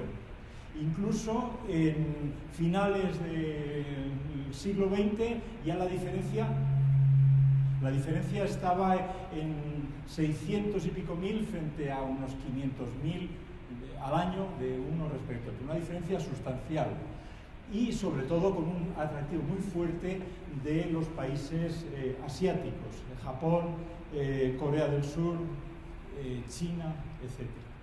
Bien, esto luego en una declaración posterior, no sé si es que esto no tiene. En el comunicado de Praga se recuerda esta intención. Hacer algo respecto a la educación superior en Europa había tenido precedentes. Yo solo quiero citar uno porque creo que merece que se diga. Cambiar la educación en Europa significaba traer esa universidad alejada, como supongo que a muchos les puede resultar también una idea clara y entendible, traerla más cerca a los ciudadanos, más cerca a los problemas y más cerca, por lo tanto, de la capacidad de creación de riqueza, de competitividad, etc. Y aquí hay que citar como precedente, y por eso lo hago, los trabajos de Jacques Delors. Jacques Delors, que esta mañana, sin citar su nombre, de forma implícita, se hablaba de una de las cuestiones.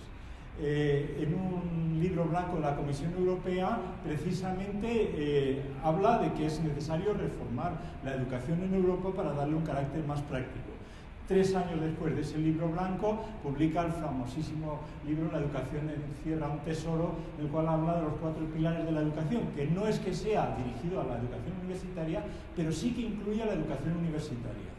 Es la educación tradicional, aprender a conocer, es decir, la acumulación de conocimientos por la memoria, la aplicación de los conocimientos, las ideas que ya estaban también en otro texto anterior de Delors, aprender a hacer, pero también aprender a vivir juntos y aprender a ser. Los valores ciudadanos que yo luego les voy a exponer en la construcción del proyecto europeo.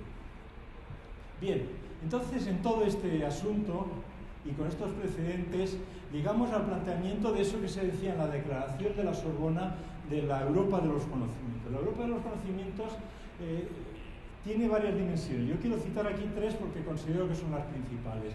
Uno es el impulso político, que en el encuentro en Lisboa del año 2000 de la Presidencia de la Unión, en el comunicado final se recoge de una forma muy clara en el aspecto económico, otro esa construcción del espacio europeo de educación superior que se hablaba, y el otro es el espacio europeo de la investigación. Las 3 son las dimensiones sobre las cuales se pretendía construir la Europa de los conocimientos. Había una razón muy objetiva, más allá de las ideas estas de la pérdida de atractivo de las universidades, estaba también el atraso o la diferencia negativa respecto a la situación norteamericana. Hay un informe de la Asociación Europea de Cámaras de Comercio en el cual habla de un retraso de más de 20 años al respecto. Bien, con todas estas ideas lo que se pretendía en definitiva era darle un gran protagonismo a la universidad en la transformación, es decir, a la transformación de Europa, hacer de la universidad, situarla en el centro del escenario social. En la declaración de Lisboa, lo que se decía era una declaración muy bonita, y yo creo que en aquel momento ya era poco creíble, y menos después. Si uno echa las cuentas de forma fría, pues puede darle la razón que decía que por la capacidad del mercado europeo y demás asuntos podía ser la primera economía del mundo. La realidad sabíamos que en aquel momento no era posible, pero así se dice en la Declaración de Lisboa. Pero hay un dato, que por eso lo pongo ahí y que merece la pena destacarse, que dice que para convertirse en la primera economía del mundo, aunque sea una utopía, pero para convertirse en la primera economía del mundo, lo que en Lisboa se dice es que tiene que basarse en el conocimiento, tiene que basarse en las universidades. Este es el valor sustancial. Y que las universidades son la llave del tesoro para ese avance que se pretendía.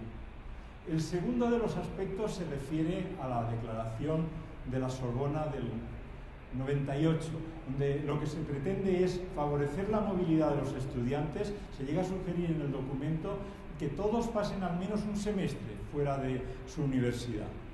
Y además de eso, lo que se pretende es acabar con las fronteras de los estados a la hora de construir la Universidad Europea.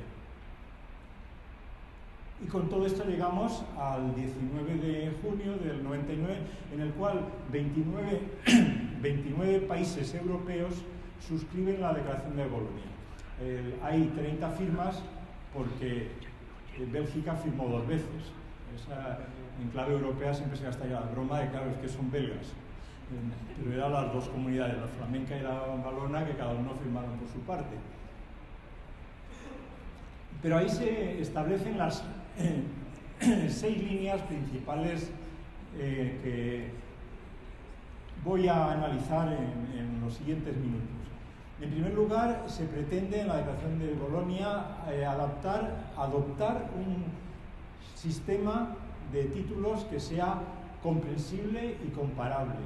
También que estos estén estructurados de forma común en todos los países en 2 niveles, cosa que no ocurría antes. Llamaríamos luego grado y máster. Establecer un sistema de medición del trabajo del estudiante mediante los créditos, un sistema de créditos. Introducir un sistema de medida de la calidad de los estudios. Claro, si se quieren comparar es necesario garantizar la calidad. Establecer un sistema de comparación.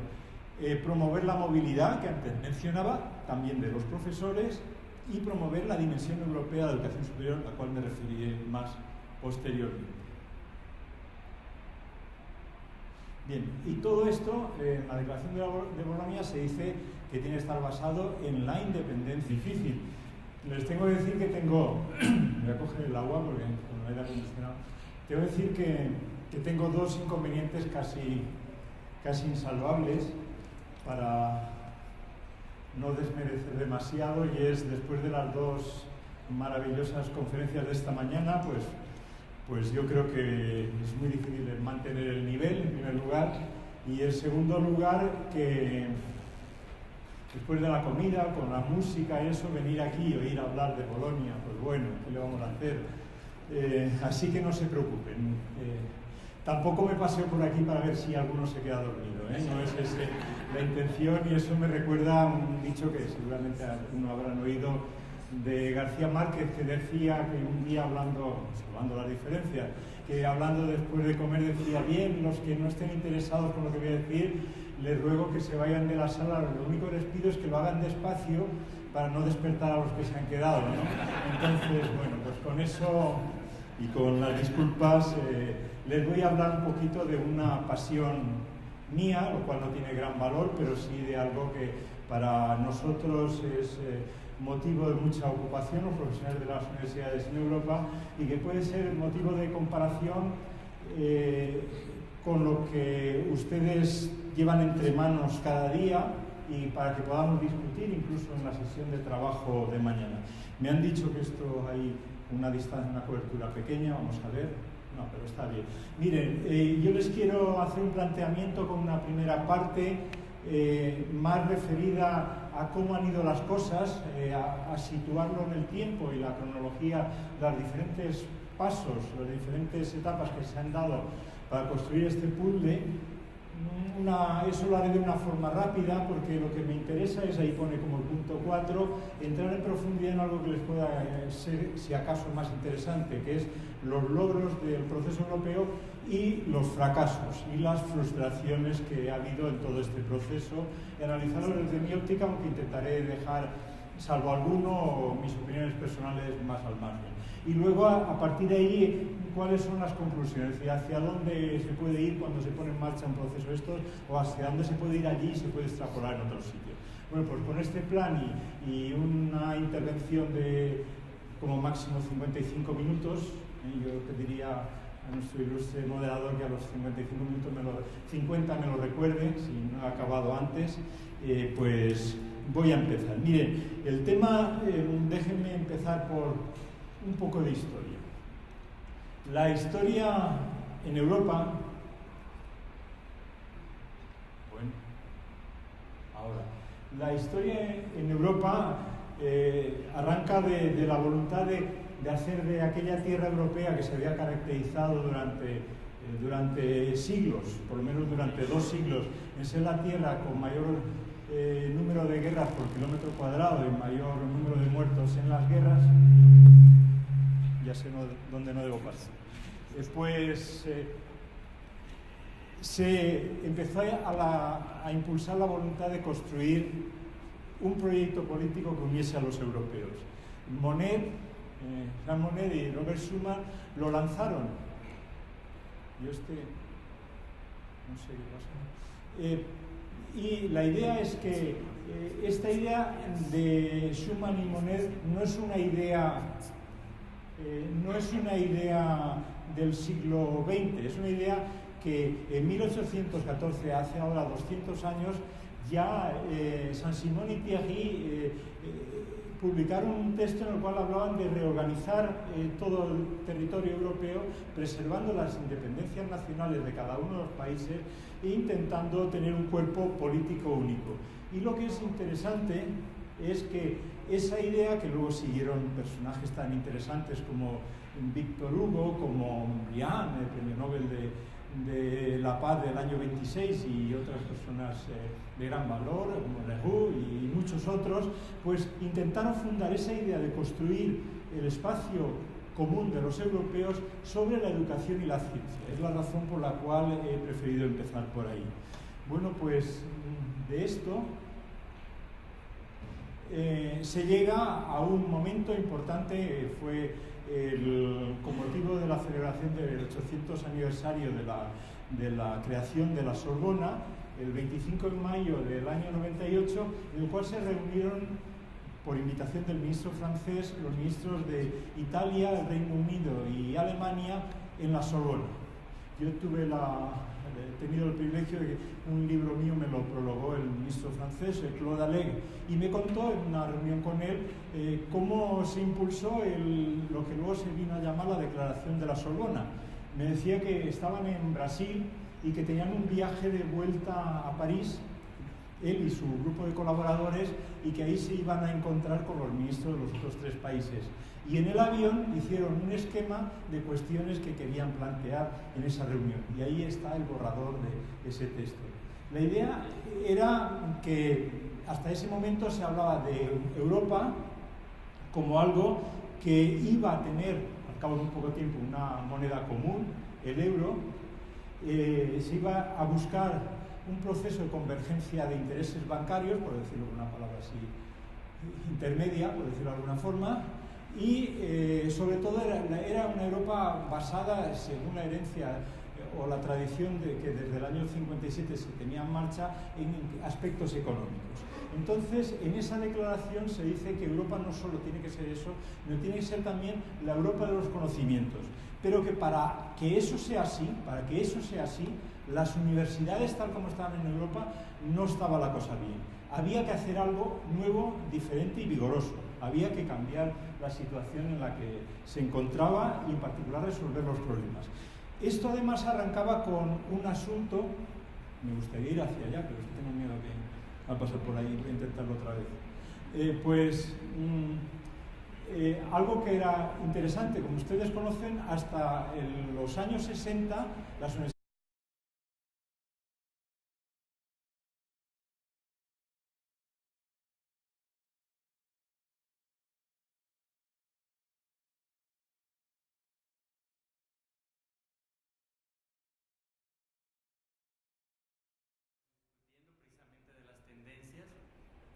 como se dijo en algunas de los grupos de diálogo de hace un momento, en estas tendencias siempre tendemos a ver, sobre todo desde Latinoamérica, qué sucede en otros ámbitos, ¿sí? Mucho hacia el norte, algo hacia Europa, casi nada hacia lo que algunos llaman el este. No sé por qué le llaman este a Japón, porque para nosotros es el oeste, ¿sí? Es otra de las desviaciones que tenemos de ver todo desde Europa. ¿Sí? Sí. Porque a nadie se le ocurriría ir a Japón viajando hacia el este y hacia otras regiones. Bueno, de estos referentes, yo creo que uno de los que siempre tenemos en mente cuando hablamos de gestión universitaria, de procesos de cambio, de transformación, es sin duda el espacio común de educación superior europeo, ¿sí? Y siempre el nombre de Bolonia está presente en todas estas reuniones como uno de los referentes claves. Pues este es precisamente el tema del que nos va a hablar el doctor Francisco Michavila. El doctor es ingeniero en minas por la Universidad Politécnica de Madrid, donde se doctoró en 1974 con premio extraordinario tras realizar estudios avanzados en matemática aplicada en la especialidad de análisis numérico en la Universidad de la Sorbona en París, y la diplomatura en ingeniería nuclear en el Instituto de Estudios Nucleares de la Junta de Energía Nuclear.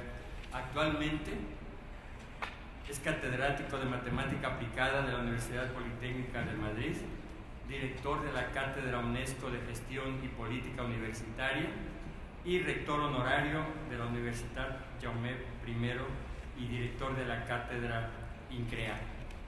Doctor, muchas gracias por estar con nosotros y dame la palabra. Muchas gracias.